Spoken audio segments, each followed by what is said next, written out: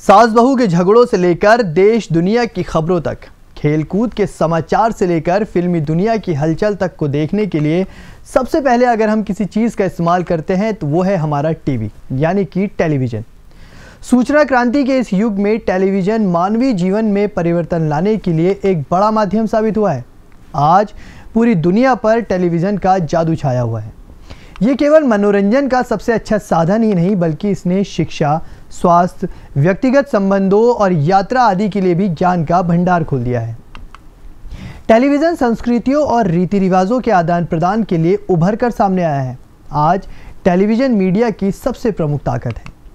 एक ज़माना था जब हमारे पड़ोस में क्या हो रहा है ये भी हमें पता नहीं होता था, लेकिन अब टेलीविज़न के ज़रिए हम अपने घर में बैठे बैठे पूरी दुनिया की जानकारी हासिल कर सकते हैं। बेशक टेलीविज़न टेक्नोलॉजी की ही देन है और टेक्नोलॉजी अपने साथ सकारात्मक और नकारात्मक दोनों परिणाम लेकर आती है। टेलीविज़न ने जहां ज्ञान, विज्ञान, मनोरंजन और शिक्षा चिकित्सा के क्षेत्र में हमारी जिज्ञासा शांत की है, तो वहीं इसके माध्यम से हिंसा, अश्लीलता और भयभीत करने वाले कार्यक्रमों ने हमारी आस्था एवं नैतिक मूल्यों को चोट भी पहुंचाई है। सच्चाई ये है कि वर्तमान में टेलीविज़न से जुड़ा हर एक नया अनुभव हमारे जीवन को उत्तेजित करता है।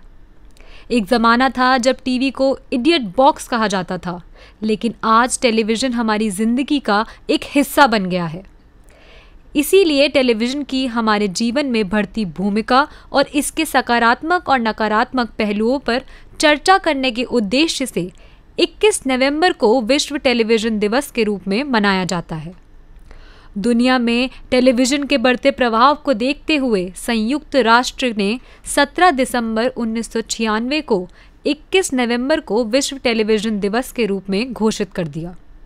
संयुक्त राष्ट्र ने वर्ष 1996 में 21 और 22 नवंबर को विश्व के प्रथम विश्व टेलीविज़न फोरम का आयोजन किया। सबसे पहले 1927 में फिलो टेलर फॉन्सफर्थ नाम के एक 21 साल के लड़के ने आधुनिक टेलीविज़न पर सिग्नल प्रसारित किया।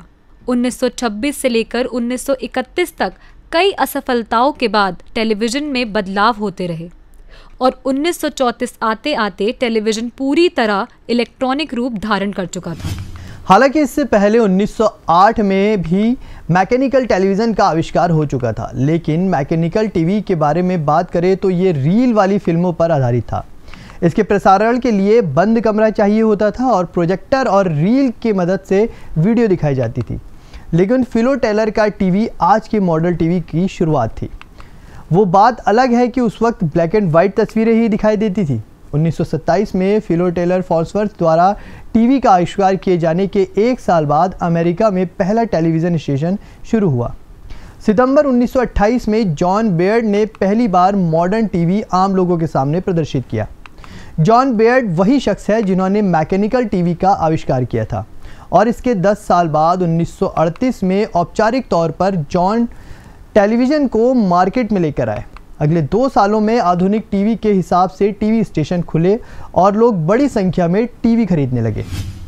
अगर भारत की बात करें तो भारत में पहली बार लोगों को टीवी के दर्शन 1950 में हुए, जब चेन्नई के एक इंजीनियरिंग स्टूडेंट ने एक प्रदर्शनी में पहली बार टेलीविज़न सबके सामने रखा। भारत में पहला टेलीविज़न सेट कोलकाता के एक अमीर परिवार ने खरीदा था, जिसके बाद 1965 में ऑल इंडिया रेडियो ने रोज़ाना टीवी ट्रांसमिशन शुरू कर दिया। लेकिन 1976 में सरकार ने टीवी को ऑल इंडिया रेडियो से अलग कर दिया और 1982 में पहली बार राष्ट्रीय टेलीविज़न चैनल की शुरुआत हुई। यही वो साल था जब भारत में पहला कलर टीवी भी आया। 80 और 90 के दशक में भारत में टेलीविज़न के विस्तार का रास्ते खोल दिए। उस समय दूरदर्शन पर महाभारत और रामायण जैसे सीरियलों ने सारे रिकॉर्ड तोड़ दिए, जिसके बाद 90 के दशक में टेलीविज़न चैनल का सारा काम प्रसार भारती को सौंप दिया गया। 1991 में जब पीवी नरसिम्हा राव देश के प्रधानमंत्री बने तो उन्होंने टीवी के विस्तार की शुरुआत की। इसके बाद टीवी पर प्राइवेट चैनलों की जैसे बाढ़ सी आ गई हो। पिछले कुछ सालों में भारत में प्रसारित होने वाले चैनलों की संख्या 1000 के आसपास पहुंच चुकी है और ये सभी चैनल हर तरह के कार्यक्रम हमें दिखा रहे हैं। फिर चाहे वो ज्ञानवर्धक और मनोरंजक हो या फिर हिंसक और अश्लील। अब टेलीविज़न हमारे लिए फ़ायदेमंद है या नुकसानदायक, ये हमारे ऊपर ही निर्भर करता है। जैसे एक चाकू अगर किसी सर्जन के हाथ में है तो वो किसी की जान बचा सकता है, लेकिन अगर वही चाकू अगर किसी डाकू के हाथ में है तो वो किसी की जान ले सकता है। तो टीवी हमारे लिए अच्छा है या बुरा, ये हमको ही डिसाइड करना है। तो इस खास स्टोरी में अभी के लिए इतना ही। बाकी देश और प्रदेश की खबरों के लिए देखते रहिए JJ न्यूज़। नमस्कार।